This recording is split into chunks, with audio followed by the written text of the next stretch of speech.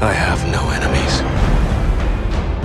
Hi guys, welcome back to our channel. இன்னைக்கு இந்த வீடியோல நம்ம பத்தி பார்க்க போறோம் அப்படின்னா why Vinland Saga is goated anime. அதாவது அனிமே யூனிவர்ஸ்க்குள்ள வந்தீங்கன்னா ஏகப்பட்ட அனிமேஸ் இருக்கும். பட் அதுல ஒரு சில அனிமேஸ் மட்டும் தான் கிரேட்டஸ்ட் ஆஃப் ஆல் டைமா இருக்கும். சோ அந்த மாதிரியான ஒரு கோட்டட் டேர்ல இருக்கக்கூடிய ஒரு அனிமே தான் இந்த Vinland Saga அனிமே. இதுக்கு முன்னாடி நம்ம சேனல்ல Vinland Saga அனிமேவை பத்தி நிறைய இடங்கள்ல பேசியிருப்பேன். முக்கியமா Vinland Saga அனிமேவோட ப்ரோட்டாகனிஸ்டான நம்ம தோர்ஃபினை பத்தியே ஒரு தனி வீடியோ போட்டுருப்போம். பட் அதுல முழுக்க தோர்ஃபினை பத்தியே பேசியிருப்போன்றதுனால அந்த அனிமேல இருக்கக்கூடிய மற்ற விஷயங்களை அந்த வீடியோல பேச முடியாம போயிருக்கும். பட் இந்த வீடியோல அது மிஸ் ஆகாது. எதுக்கு நம்ம இந்த Vinland Saga அனிமே பார்க்கணும், எதனால இந்த அனிமே கோட்டட் அனிமேவா இருக்கு அப்படின்ற எல்லாத்தையுமே இந்த வீடியோல நான் போயிட்டு சொல்றேன். பட் அதை பத்தி பார்க்கறதுக்கு முன்னாடி வழக்கம் போல நம்ம சேனலுக்கு யாராச்சும் புதுசாக வந்திருந்தீங்கன்னா மறக்காம சப்ஸ்கிரைப் பண்ணி பெல் ஐகானை அமைத்தி ஆல்ல போட்டுக்கோங்க. அப்பதான் நாங்க போடக்கூடிய வீடியோஸ் உங்களுக்கு உடனுக்குடன் நோட்டிஃபிகேஷன்ஸ்ல வரும். அண்ட் அது கூடவே சேர்த்து கீழே டிஸ்கிரிப்ஷன்ல நம்ம இன்ஸ்டாகிராம் பேஜோட லிங்க் கொடுத்துருப்பேன். அதையுமே மறக்காம கிளிக் பண்ணி ஃபாலோ பண்ணி வச்சுக்கோங்க. சரி, ஓகே, ரைட். சொல்ல வேண்டியது எல்லாத்தையுமே சொல்லிட்டு நினைக்கிறேன். சொல்லலாம் நம்ம இப்போ ஓவர பேச வீடியோக்குள்ள போயிடலாம். நீங்க பார்க்கறது மாப் கேமிங் சேனல். நான் உங்க மல்டோபரி.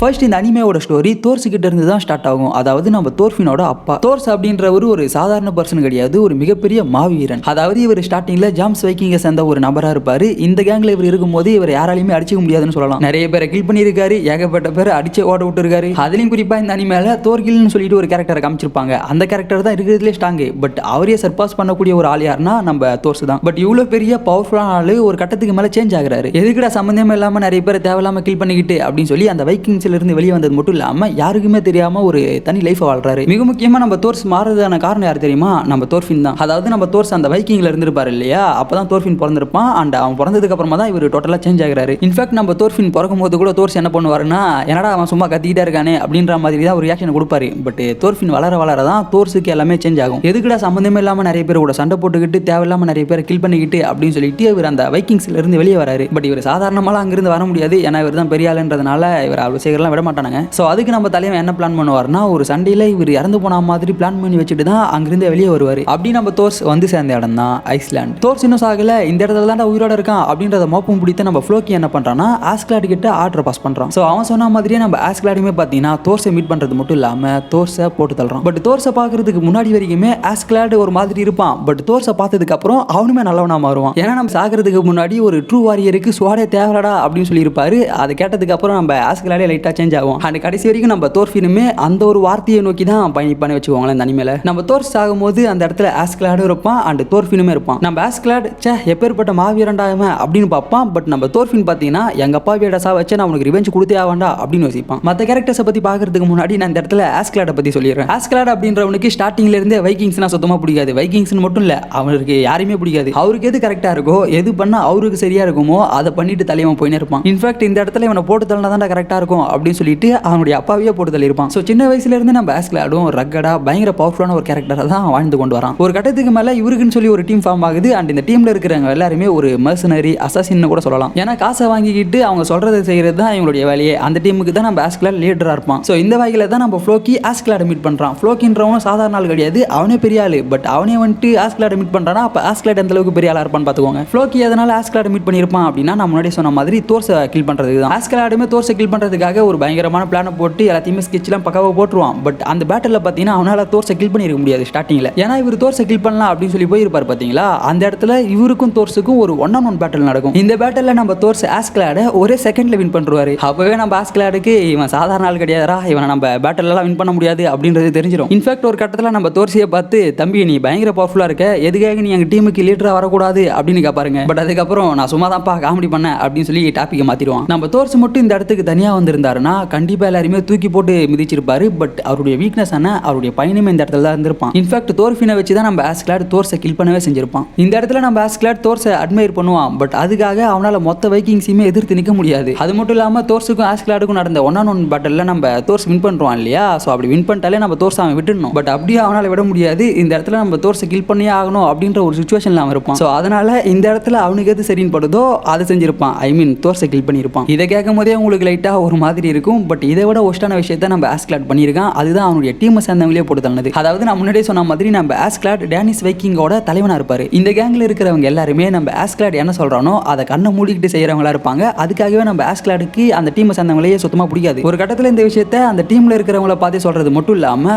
என் கூட சண்டை போடுங்கடா அப்படின்னு சொல்லி அந்த டீம்ல இருக்கிற எல்லாரையுமே போட்டு தள்ளி இருப்பாரு. நான் ப்ரோ இவரு இந்த அளவுக்கு ஒஸ்டான விஷயத்த பண்ணியிருக்காரு அப்படின்னு நீங்க கேட்கறது எனக்கு புரியுது. பட் ஆஸ்கிளாட் பார்த்தீங்கன்னா இதை விடவும் ஒஸ்டான ஒரு விஷயத்த பண்ணியிருக்காங்க. அதாவது நம்ம ஆஸ்கிளாட் ஒரு வில்லேஜ் அட்டாக் பண்ண போறாருன்னா அங்க இருக்கக்கூடிய உணவுகள் உடைமைகளை மட்டும் அவர் எடுத்துக்க மாட்டாரு. அங்க இருக்கக்கூடிய பீப்புள்ஸ் எல்லாரையுமே கில் பண்ணுவாரு. இதுல சின்னவங்க பெரியவங்க அப்படின்லாம் கிடையாது. கண்ணில் யார் யாரெல்லாம் பாக்குறானோ எல்லாரையுமே போட்டு தள்ளுவான். இதையெல்லாம் தாண்டி இந்த மொத்த அனிமேலையுமே நம்ம ஆஸ்கிளாட் ஒரே ஒருத்தனை மட்டும் தான் ஃப்ரெண்டா நினைச்சிருப்பான். அவன் தான் அந்த மஷ்ரூம் மேன் இருக்கான் இல்லையா அவரு. ஆனா ஒரு கட்டத்தில் நம்ம ஆஸ்கிளாட் அவரையுமே கில் பண்ணியிருப்பான். இப்போ நான் சொன்னதெல்லாம் வச்சு பார்க்கும்போது என்னடா இவன் இந்த அளவுக்கு ஒஸ்டா இருக்கான், இவனுக்கு அப்புறம் ஆக்டர்ஸே இல்ல அப்படின்னு யோசிக்கலாம். பட் அதுதான் இந்த கேரக்டரோட பியூட்டியே. தோர்ஃபின் ஆஸ்கிளாடோட எனிமி. எப்படா சான்ஸ் கிடைக்கும் நம்ம ஆஸ்கிளாட போட்டு தரலாம் அப்படின்னு சொல்லி வெயிட் பண்ணி கொண்டு இருக்கும் ஒரு நபர் தான் தோர்ஃபின். இது நம்ம ஆஸ்கிளாடுக்குமே நல்லா தெரியும். இன்ஃபேக்ட் நம்ம ஆஸ்கிளாட் நினைச்சிருந்தா ஒரு செகண்ட்ல தோர்ஃபினை கில் பண்ணிருக்கலாம். பட் அதை அவர் பண்ண மாட்டாரு. அதுக்கு பதிலாக தோர்ஃபினுக்கு ட்ரைனிங் கொடுக்குறாரு. டைரக்டா இல்ல இன்டைரக்டா. அதாவது தோர்ஸோட சாவுக்கு பழி வாங்குற விதமாக தான் நம்ம தோர்ஃபின் ஆஸ்கிளாட கில் பண்ணணும் அப்படின்னு சொல்லிட்டு ஆஸ்கிளாட் கூடயே போவான். அது மட்டும் இல்லாம நம்ம தோர்ஃபினுக்கு ஆஸ்கிளாட இல்லீகலா கில் பண்ணக்கூடாது. 1-on-1 பேட்டில் சண்டை போட்டு தான் அவனை கில் பண்ணணும். ஏன்னா அவன் தோர்ஸோட பையன் இல்லையா. ஸோ அதனாலேயே நேருக்கு நேர் சண்டை போட்டு உன்னை சாகடிக்கிறண்டா அப்படின்னு சொல்லிட்டு தான் நம்ம தோர்ஃபின் சுற்றி கொண்டிருப்பான். பட் அவன் என்னதான் ட்ரைனிங் எடுத்துக்கிட்டு வந்தாலும் அவனால் ஆஸ்கிளாட் எதுவுமே பண்ண முடியாது. இது நம்ம தோர்ஃபினுக்கே தெரியும். அண்ட் அது மட்டும் இல்லாமல் நம்ம ஆஸ்கிளாடுமே தோர்ஃபின் கூப்பிடும் போதில் அவன் சண்டை போட மாட்டான். ஏன்னா அவன் சாதாரணலா. ஸோ அதுக்காகவே நம்ம ஆஸ்கிளாட் தோர்ஃபினை பார்த்து நான் உனக்கு ஒரு மிஷின் கொடுப்பேன், அந்த மிஷினில் நீ ஜெயிச்சிட்டேன்னா நான் அவங்க கூட சண்டை போறான்டா அப்படின்னு சொல்லிட்டு தான் ஒவ்வொரு தடவையுமே வாக்கு கொடுப்பான். ஸோ ஆஸ்கிளாட் கூட ஃபைட் பண்ணணும் அப்படின்றதுக்காகவே அவன் சொல்லக்கூடிய விஷயங்கள் எல்லாத்தையுமே பண்ணுவான். அண்ட் அதில் சக்ஸஸ்ஃபுல்லாகவும் முடிப்பான். நமக்கு ஒன்றுனா நம்ம தாண்டா இறங்கி வேலை பார்க்கணும் அப்படின்ற ஒரு ஃபிலாசபியை பார்த்தீங்கன்னா நம்ம ஆஸ்கிளாட் இந்த அனிமே ஃபுல்லாகவே சொல்லுவார். ஆஸ்கிளாட் ஃபிசிக்கலாக மட்டும் ஸ்ட்ராங்கான ஆள் கிடையாது, மென்டலாகவுமே ஒரு பயங்கர ஸ்ட்ராங்கான ஆள். ஸ்டார்டிங்ல இருந்தே நம்ம ஆஸ்கிளாட் என்ன நினைக்கிறானோ அது மட்டும் தான் நடக்கும். அண்ட் அதுக்கு நம்ம ஆஸ்கிளாட் பக்காவா ஸ்கிரிப்ட் எழுதி வச்சிருப்பான். ஃபார் எக்ஸாம்பிளுக்கு நம்ம கேனூட் இருக்கான் இல்லையா, அவன் கிங்கா மாறணும் அப்படின்னு சொல்லி ஆஸ்கிளாட் நினைச்சிருப்பான். ஸ்டார்டிங்ல என்னவோ நம்ம ஆஸ்கிளாட் கேனூட்டை பார்க்கும்போது என்னடா சொல்றீங்க, இவெல்லாம் கிங் ஆகிறது தகுதியே இல்லடா அப்படின்ற மாதிரி தான் சொல்லுவான். பட் காலங்கள் போக போக ஆஸ்கிளாடே அதை ஒத்துப்பான். நம்மளை விட இந்த ஊரை ஒழுங்கா பாத்துக்கிறதுக்கு இவனால மட்டும் தான் முடியும், இவன் தான் அதுக்கு கரெக்டா இருப்பான் அப்படின்னு சொல்லி ஆஸ்கிளாட் விருப்பப்பட்டிருப்பான். இன்ஃபேக்ட் அதனால தான் நம்ம ஆஸ்கிளாட் கேனூட்டுக்கு முன்னாடியே அந்த கிங்கை போட்டு தள்ளியிருப்பான். இந்த சீன்லாம் பார்த்தீங்கன்னா பயங்கர கூஸ்பம்ஸா இருக்கும். அதுலயும் குறிப்பாக நம்ம ஆஸ்கிளாட் அவருடைய ரியல் நேம் சொல்லுவார் பார்த்தீங்களா, லூசியஸ் அருட்டோரியஸ் கஸ்டஸ்னு. அதெல்லாம் பீக்குங்க, இதாண்டா சினிமா அப்படின்ற ரேஞ்சுக்கு அந்த சீன்லாம் எடுத்து வச்சிருப்பாங்க. இந்த இடத்துல நம்ம ஆஸ்கிளாட் கிங்கை கில் பண்ணதுக்காக கேனூட் ஆஸ்கிளாட் கில் பண்ணியிருப்பான். இது நம்ம தோர்ஃபினுக்கு லேட்டாக தான் தெரிய வந்திருக்கும். ஓடி வந்து ஆஸ்கிளாட பிடிச்சி டே எழுந்துடுறா, என் கூட வந்து சண்டை போடுறா, என் கையால தான் அவனுடைய உயிர் போனோம் அப்படின்னு சொல்லி கதறுவாங்க. ஏன்னா நம்ம தோர்ஃபின் கிட்ட இருந்ததே ஒரே ஒரு மோட்டிவ் மட்டும்தான், அது ஆஸ்கிளாட கில் பண்ணணும்ன்றது. பட் இந்த இடத்துல அது நிறைவேறாம போயிடுச்சு இல்லையா. அது நிறைவேறாம போயிடுச்சுன்றதை விட அடுத்து நம்ம தோர்ஃபினுக்கு என்ன பண்றதுன்னே தெரியாது. அதே மாதிரி தான் அந்த பக்கம் கேனூட்டுக்குமே ஆல்ரெடி இருந்த கிங்கை போட்டு தள்ளினதுனால இப்போ டைரக்டா அவன் தான் கிங்கா மாறணும். இது யாரோட பிளான்? நம்ம ஆஸ்கிளாடோட பிளான். நம்ம ஆஸ்கிளாட் சாகும்போது கூட தோர்ஃபினை பார்த்து டே தம்பி உனக்கு என்னப்பா இங்க வேலை அப்படின்ற மாதிரி தான் கேட்பான். இது உனக்கான இடம் கிடையாது, நீங்க இருக்கக்கூடிய ஆளும் கிடையாது, வாழ்க்கையில முன்னேறி போடா. தோர்ஸ் போன மாதிரி நீ எங்கேயாச்சும் தூரமா போயிடு, நீ தோர்ஸோட பையன்றதை மறந்துடாத, தோர்ஸோட பேருக்கு பெருமை சேரு, இங்கிருந்து எங்கேயாச்சும் தூரமா போயிட்டு உன்னுடைய வாழ்க்கையை நல்லா வாழுடா அப்படின்னு சொல்லிட்டு தான் இறந்து போயிருப்பாரு. ஆஸ்கிளாட் இறந்து போனதோட சீசன் 1 ஃபுல்லாவே முடிஞ்சிடும். பட் இந்த அனிமேவோட கதை இங்கிருந்து தான் ஸ்டார்ட் ஆகுது. சீசன் 2ல கெட்டில்னு சொல்லிட்டு ஒரு கேரக்டரை காமிச்சிருப்பாங்க. அந்த கேரக்டருக்கு கீழே தான் நம்ம தோர்ஃபின் ஒரு அடிமையா ஒரு ஸ்லேவா வேலை செஞ்சுன்னு இருப்பான். ஆக்சுவலா இவர் நல்லவர் தான், பட் அந்த அளவுக்கு நல்லவர் கிடையாது. ஏன்னா ஸ்டார்டிங்ல பாத்தீங்கன்னா இவருக்கு கீழே வேலை செய்ய வரக்கூடிய அடிமைகள் இருக்காங்க இல்லையா, அவங்க எல்லாருமே பெர்ஃபெக்ட்டா அவங்களுடைய வேலையை செஞ்சு முடிச்சா அவங்களுக்கான விடுதலையை இவர் கொடுத்துருவாரு. பட் இன்னொரு பக்கம் தலைவன் என்ன பண்ணுவான்னா ஒரு கட்டத்துல பிரெக்னண்டா இருக்கக்கூடிய ஒரு பொண்ணை அடிச்சு கில் பண்ணுவான். அந்த சீன்லாம் பார்க்கும்போது பயங்கர காண்டாவும் அவனே தூக்கி போட்டு அடிக்கணும்டா அப்படின்ற மாதிரி தான் தோணும். ஸோ இந்த இடத்துல நம்ம தோர்ஃபின் கூடவே சேர்ந்து இன்னொரு ஒரு ஸ்லேவுமே இருக்கான். அவன் பேரு தான் எய்னர். நம்ம ஆஸ்கிளாட போனதுக்கு அப்புறம் தோர்ஃபினுக்கு ஒரு மென்டாராகவோ ஃப்ரெண்டாகவோ இருக்கக்கூடிய ஒரு கேரக்டர் யாருன்னா இவர் தான். நிஜமாவே இவன் ரொம்ப நல்லவங்க. ஸ்டார்டிங்ல இவன் விவசாயம் தான் செஞ்சுட்டு இருப்பான். பட் அந்த வைக்கிங்ஸோட அட்டாக் இருக்கு இல்லையா, அதில் மாட்டி இவனுடைய ஃபேமிலியை சின்ன பணம் ஆகிடுது. ஸோ அப்படிதான் நம்ம எய்னர் இப்போ இந்த இடத்துக்கு ஸ்லேவாக கொண்டு வரப்படுகிறான். அந்த ஸ்டார்டிங்ல இவங்க ரெண்டு பேருக்குமே ஆகாது. அதாவது நம்ம எய்னருக்கும் தோர்ஃபினுக்கும் சுத்தமாக ஆகாது. பட் காலங்கள் போக போக இவங்க ரெண்டு பேரும் பெஸ்ட் ஃப்ரெண்டாக மாறுறாங்க. அண்ட் அது மட்டும் இல்லாமல் நம்ம தோர்ஃபின் பார்த்தீங்கன்னா நைட்டில் எய்னரை தூங்க விட்டதே கிடையாது. ஏன்னா தோர்ஃபின் இதுக்கு முன்னாடி நிறைய பேர் கில் பண்ணியிருப்பான் இல்லையா, அவங்க எல்லாருமே இவன் ட்ரீம்ல வந்து பேசுவாங்க. ஏன்னா இந்த இடத்துல நம்ம தோர்ஃபின் தோர்ஸ் மாதிரி கிடையாது. தோர்ஸ் எல்லாத்தையுமே புரிஞ்சுக்கிட்டு அதுல இருந்து வெளியே வந்திருப்பாரு. இது வரைக்கும் நம்ம நிறைய பேரை கில் பண்ணியிருக்கோம், சம்மந்தமே இல்லாமல் நிறைய சண்டைகளை போட்டிருக்கோம். பட் இதன் பிறகு அது தேவைப்படாது, நமக்கான இடம் இது இல்லை, நம்ம இது எல்லாத்தையும் விட்டுட்டு தூரமா போயிட்டு எங்கேயாச்சும் நிம்மதியாக வாழணும் அப்படின்னு சொல்லிட்டு தான் அந்த இடத்துக்கு போயிருப்பாரு. அண்ட் அந்த வகையில தான் அவர் ஒரு ட்ரூ வாரியருக்கு ஸ்வாடே தேவைன்னு சொல்லியிருப்பாரு. அண்ட் ஐயா நோ எனிமிஸ்னுமே சொல்லியிருப்பாரு. பட் இங்க நம்ம தோர்ஃபின் அப்படி கிடையாது. அவன் இதுக்கு முன்னாடி பண்ணான் இல்லையா, அதெல்லாம் அவனால மறக்க முடியாது. இவன் பாஸ்ட்ல கில் பண்ணவங்க எல்லாருமே இவனுடைய ட்ரீம்ல வந்துட்டு பயங்கரமா பேசுவாங்க. அண்ட் எய்னருமே அப்பப்போ அட்வைஸ் பண்ணுவான். அண்ட் இதுல இருந்து தான் நம்ம தோர்ஃபின் கொஞ்சம் கொஞ்சமா நார்மல் ஆவான்.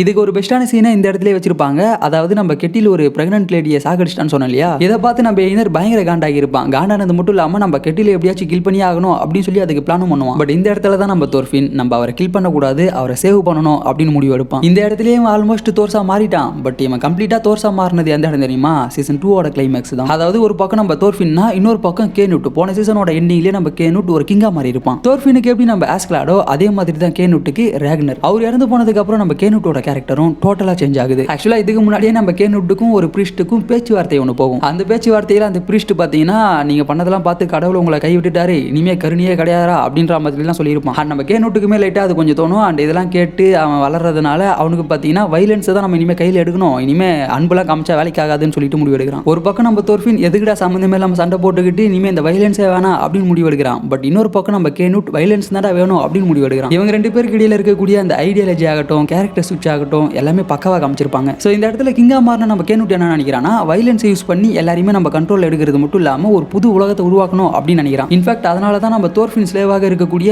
அந்த நிலத்தையுமே ஆக்கிரமிக்கிறதுக்காக வருவாங்க. அங்கதான் ஒரு ஃபைட்டா நடக்கும். பட் இந்த ஃபைட் எதுவுமே வேணா, நம்ம பேசி நார்மலா சமாதானமா போயிடுவோம் அப்படின்னு சொல்லிட்டு நம்ம தோர்ஃபின் அந்த இடத்துல ஒரு முடிவு பண்ணுவோம். அதாவது நம்ம தோர்ஃபின் டைரக்டா கிங்கை மீட் பண்ணி பேசலாம், நமக்கு தான் அவன் ஆல்ரெடி தெரியுமே அப்படின்னு சொல்லிட்டு கிங்கி கிட்ட பேச போவான். பட் அவங்க ஆளுங்கெல்லாம் விட மாட்டாங்க. இவனும் எனக்கு அவன் ஆல்ரெடி தெரியும் அப்படி இப்படின்னு எவ்வளவு சொல்லி பார்க்கறான். பட் அவனுக்கு நம்பாம இவன் அடிச்சு துரத்துறதுல தான் குறியா இருக்கானுங்க. சரி ஓகே, இதெல்லாம் வேலைக்கு ஆகாது அப்படின்னு சொல்லி தோர்ஃபின் அந்த இடத்துல ஒரு முடிவு பண்றான். அதுதான் 100 பஞ்சஸ் வாங்குறது. நீங்க என்ன 100 பஞ்சு பண்ணலாம், அந்த 100 பஞ்சு வாங்கிக்கிட்டு நான் உயிரோட இருந்தேன்னா நீங்க என்ன கிங்கை மீட் பண்றதுக்கு அலோவ் பண்ணணும் அப்படின்னு சொல்லிட்டு பெட் பண்றான். ஸ்டார்டிங்ல இதை பார்த்து எல்லாருமே சிரிப்பாங்க. அண்ட் இதை சீரியஸா எடுத்துக்கிட்டு ஒருத்தனை அடிக்கவும் சொல்லுவாங்க. அவனும் நம்ம தோர்ஃபினை பயங்கரமா அடிக்கிறான். இன்ஃபேக்ட் ஒரு 30-35 பஞ்சுக்கு மேல நம்ம தோர்ஃபின் பாத்தீங்கன்னா கீழே விழுந்துருவான். இதை பார்த்து நம்ம எயினரும் சரி ஸ்னேக்கும் சரி, போதும் தோர்ஃபின் இதோட நீ விட்டுரு, அந்த லேண்டை அவனுக்கு எடுத்துக்கிட்டோம், இதுக்கப்புறம் பேசி ஒரு பிரயோஜனமும் இல்லை அப்படின்னு சொல்லிட்டு தோர்ஃபின் கிட்ட சொல்லுவாங்க. பட் தோர்ஃபின் பாத்தீங்கன்னா அதை ஏத்துக்க மாட்டான். ஏன்னா நம்மளால முடிஞ்ச எல்லாத்தையுமே நம்ம இன்னும் பண்ணி முடிக்கல, நம்மளுக்கு எதிராக ஒருத்த வைலன்ஸ் எடுக்கிறான்னா நம்மளுமே அதை எடுக்கணும்னு சொல்லி அந்த அவசியமும் கிடையாது, வைலன்ஸே இல்லாம கூட அந்த சண்டைக்கான முடிவை நம்மளால கொண்டு வர முடியும் அப்படின்னு சொல்லிட்டு அந்த இடத்துல நம்ம தோர்ஃபின் முடிவு பண்றான். ஆல்ரெடி இவன் 30+ பஞ்சு வாங்கியிருந்தாலும்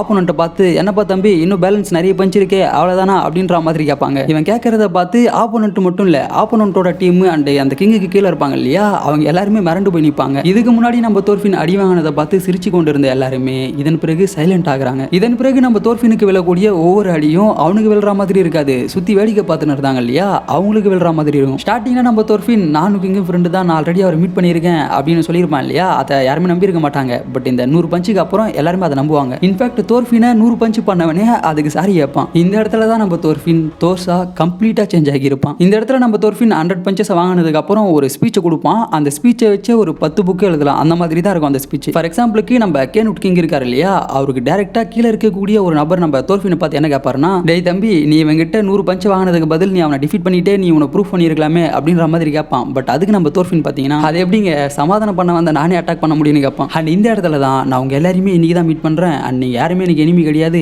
ஐ ஹேவ் நோ எனிமீஸ்னு சொல்லிட்டு தோர்ஃபின் சொல்லியிருப்பான். இதெல்லாம் தாண்டி நம்ம தோர்ஃபின் ஃபைனலா கிங்கை மீட் பண்ணுவான். அண்ட் கிங் வந்துட்டு தோர்ஃபினை பார்த்து ஒரு கேள்வி கேட்பான், உங்ககிட்ட என்ன இருக்குன்னு என் கூட சமாதானம் பேச வந்துட்டேன், நான் கிங்குடா, நான் நினைச்சா என்ன வேணாலும் செய்வேன், உன்னால என்ன பண்ண முடியும் அப்படின்னு கேட்டதுக்கு நம்ம தோர்ஃபின் பார்த்தீங்கன்னா நான் கடைசி வரைக்கும் ஓடிக்கிட்டே இருப்பேன்னு சொல்லுவான். இதை கேட்ட நம்ம கேனுட்டுக்கு சுத்தமா ஒண்ணுமே புரியாது. ஆக்சுவலா நம்ம கேனுட்டும் சரி தோர்ஃபினும் சரி ரெண்டு பேரோட மைண்ட் செட்டுமே ஒரே மாதிரி தான் இருக்கும். ஐ மீன் ரெண்டு பேருமே பீஸுக்காக தான் போராடுவாங்க. பட் இவங்க போகக்கூடிய பாதை தான் டிஃப்ரெண்டா இருக்கும். நம்ம கேனுட் வைலன்ஸ் யூஸ் பண்ணி ஆல்ரெடி இருக்கிற வேர்ல்டை ஒரு பீஸ்ஃபுல்லான வேர்ல்டா கிரியேட் பண்ண நினைப்பான். நம்ம தோர்ஃபின் வைலன்ஸே இல்லாத ஒரு புது லேண்டை உருவாக்க நினைப்பான். அண்ட் அதுதான் வின்லாண்ட். இது வரைக்கும் தான் சீசன் 2ல காமிச்சிருப்பாங்க. சீசன் 3 கூடிய சீக்கிரமா வந்துடும். அண்ட் அந்த சீசன் 3ல பார்த்தீங்கன்னா நம்ம கேனுட் அண்ட் தோர்ஃபின் இவங்க ரெண்டு பேரும் அவங்களுடைய உலகத்தை எப்படி உருவாக்குனாங்க அப்படின்றத தான் காமிப்பாங்க. ஸோ முழுக்க முழுக்க இந்த அனிமே நீங்க யாருன்றதை பேஸ் பண்ணி தான் நகருமே. இந்த அனிமேல ஏகப்பட்ட சூப்பரான கேரக்டர்ஸை காமிப்பாங்க. ஃபார் எக்ஸாம்பிளுக்கு நம்ம ஆஸ்கலாட், தோர்கில், கேனுட், எய்னர், தோர்ஸ், ஃப்ளோக்கி அப்படி இப்படின்னு ஏகப்பட்ட பேர் காமிப்பாங்க. அதுலயும் குறிப்பா கெட்டிலோட பையன் ஒருத்தர் இருப்பான். அவன்லாம் ஸ்டார்டிங்ல காமிக்கும் போது வில்லன் மாதிரி காமிப்பாங்க. பட் முடியும் போது நம்ம தோர்ஃபினை பார்த்து திருந்தி நல்லவனா மாறிடுவான். அது மட்டும் இல்லாம ஒரு வயசான கேரக்டரை காமிப்பாங்க.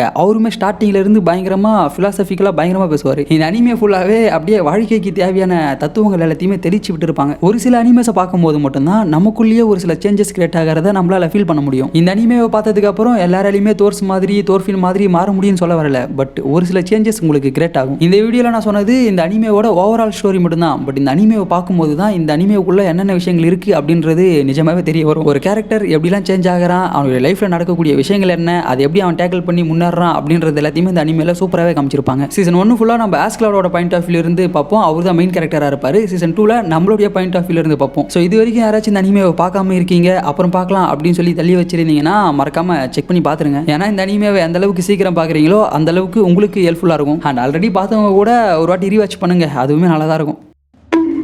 ஸோ ஏகைஸ் நம்ம வீடியோ ரெண்டுக்கு வந்தாச்சு. என்னால் முடிஞ்ச அளவுக்கு நான் இந்த வில்லன் சாகா அனிமேவை பற்றி சொல்லியிருப்பேன்னு நினைக்கிறேன். பட் என்ன தான் நான் சொல்கிறது, எக்ஸ்ப்ளனேஷன் பார்க்குறதுலாம் ஒரு பக்கம் இருந்தாலும் நீங்கள் கம்ப்ளீட்டாக அந்த அனிமேவை போயிட்டு பார்க்கும்போது தான் அந்த அனிமேவோட ஃபீலிங் உங்களுக்கு கிடைக்கும். ஸோ அதனால் டேரெக்டாக போயிட்டு அனிமேவை செக் பண்ணுங்கள். இந்த அனிமே தமிழ் டப்லையுமே இருக்குது. பட் என்ன அங்கங்கே ஒரு சில மிஸ்டேக்லாம் இருக்கும். பட் இருந்தாலும் அதெல்லாம் பரவாயில்ல அப்படின்னு நினைக்கிறவங்க தமிழ் டப்பில் கூட பார்க்கலாம். One of the best anime, miss பண்ணிடாதீங்க. ஓகேவா? சரி, ஓகே. நான் இந்த வீடியோவில் ஏதாச்சும் தப்பாக சொல்லியிருந்தாலும் மிஸ் பண்ணியிருந்தாலும் மறக்காம கீழே கமெண்ட்டில் சொல்லுங்கள். பார்க்குறவங்க எல்லாரும் அதை தெரிஞ்சுப்பாங்க. இந்த வீடியோ உங்களுக்கு பிடிச்சிருந்தா மறக்காம ஒரு லைக் பண்ணிவிட்டு உங்கள் ஃப்ரெண்ட்ஸுக்குமே ஷேர் பண்ணுங்கள். இதே மாதிரி நான் உங்களை அடுத்த ஒரு நல்ல வீடியோவில் சந்திக்கிறேன். அதுவரை உங்களிடமிருந்து விடைபெறுவது மால்டோ பாய். போயிட்டு வரேன். நன்றி, வணக்கம்.